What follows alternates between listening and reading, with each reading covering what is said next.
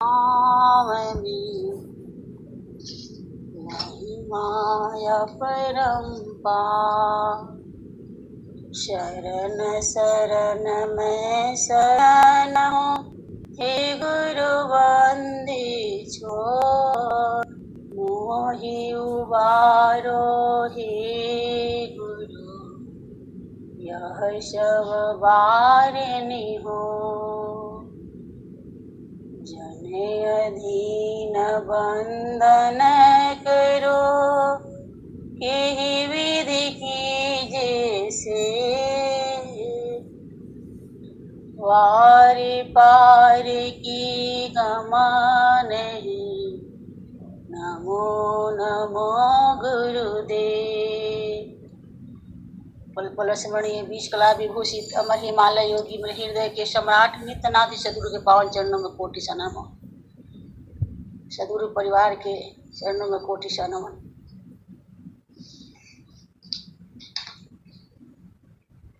जहिया से लोक छुटले रहुरे स्वामी, जहिया से लोक छुटले रहुरे स्वामी।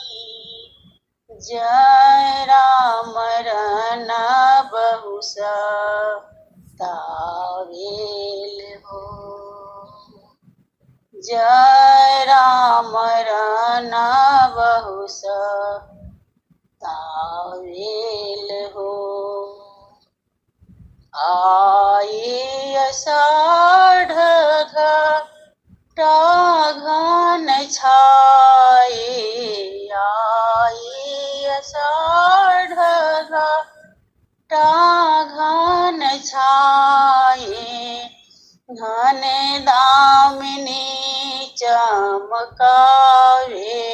हो, रौरे वियोग स्वामी या तल भावे। रौरे वियोग स्वामी या तल भावे। आवाश्रम धिकावेल हो, सावन मासा धन उमरी गरजे। सावन मासा धन उमरी गरजे। बादल देखी मोर नाचेल हो, रिम झिम देव जल बरसन लागे। रिम झिम देव जल बरसन लागे। तिलजिमी तप्त जलावेल हो, भादोर ना पंथ नाही सूझे। भादोर ना पंथ नाही सूझे। नादुर शब्द सुनावेल हो, दादुर शब्द सुनावेल हो। विरहीन होई मैं बन बन ढूंढो, विरहीन होई मैं बन बन ढूंढो। स्वामी दर्द नाही आवेल हो, कुआरे वृष्टि भइल अब थोरी। कुआरे वृष्टि भइल अब थोरी। खंजर मोहा बढ़ावेल हो, सदा फल मिले संस्कृत दुख नासे।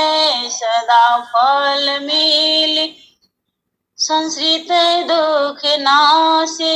त्राहि त्राहि गोहरावेल हो, त्राहि त्राहि गोहरावेल हो। जहिया से लोक छूटले रो रे स्वामी, जहिया से लोक छूटले रहो रे स्वामी। जय राम रन बहु सतावे हो, जय राम रन बहु सतावे हो। इस भजन का भाष्य थोड़ा सुन लीजिए आप लोग। श्री सद्गुरु देव ने वर्षा ऋतु के प्राकृतिक दृश्यों की पृष्ठभूमि में प्रभु विरह की तड़पती आत्मा के दुख का वर्णन किया है। इस पद में वर्षा ऋतु के 4 महीनों का क्रमशः वर्णन हृदयग्राही साहित्य भाषा में किया गया है। प्रभु से पृथक होकर आत्मा अत्यंत दुख का अनुभव करती है। वह प्रभु से आर्त स्वर में निवेदन करती है कि हे प्रभु स्वामिन, जिस देश से आपका चेतन धाम छूट गया है, जिस दिन से आपका चेतन धाम छूट गया है, उसी दिन से मैं वृद्धा अवस्था और मृत्यु एवं अन्य प्रकार के संसारिक कष्टों से दुखित हो रही हूँ। हे प्रभु, वर्षा ऋतु का आषाढ़ मास आ गया है। घने बादल आकाश में छा गए हैं, उनके बीच विद्युत कौंध रही है। संसार के अन्य सभी लोगों को यह मास सुहावना प्रतीत होता है, क्योंकि वे ग्रीष्म के ताप से व्याकुल हो रहे थे। किंतु हे प्रभु, आपका विरह मेरे हृदय को जला रहा है। परंतु हे प्रभु, आपका विरह मेरे हृदय को जला रहा है। मेरा हृदय कुहार की आवा के समान धधक रहा है। सावन मास का आगमन हो चुका है। आकाश में बादल उमड़ उमड़ कर गरज रहे हैं। उन्हें देखकर मयूर अपने रंग बिरंगे पंखों को पसार कर नृत्य कर रहे हैं। रिमझिम बूंदे बरस रही है। सारा दृश्य अत्यंत सुहावना है। लेकिन हे भगवान, मैं आपसे क्या कहूँ। सावन मास की ये शीतल बूंदे जब मेरे शरीर पर गिरती है तो मेरा शरीर वो गर्म तेल की तरह जला रही है, क्योंकि मैं आपकी बिरहनी में जल रही हूँ। और भादों का महीना आ चुका है। रात्रि में इतना अंधकार छा गया है कि आंखों से मार्ग भी दिखाई नहीं पड़ता।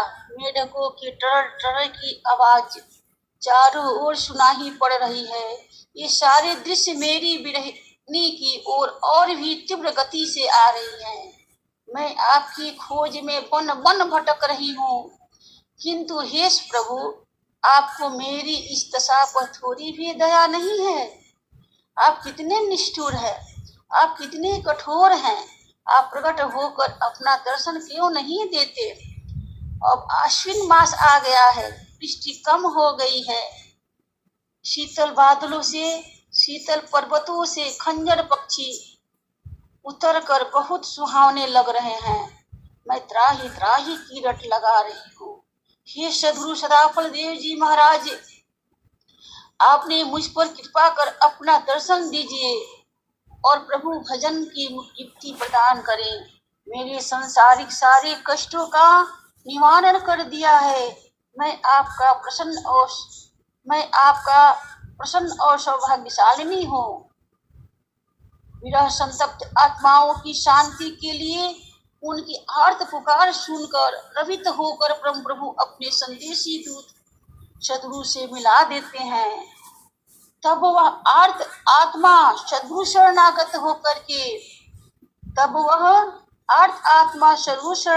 होकर के परमात्मा प्राप्ति के लिए साधन भजन का त्रैतापों से छूटकर आनंद प्राप्त करती है। त्रैतापों से छूटकर आनंद प्राप्त करती है। इसी साथ मैं अपने वाणी को विराम देती हूँ। प्रेम से बोलिए समर्थ सद्गुरुदेव भगवान की जय।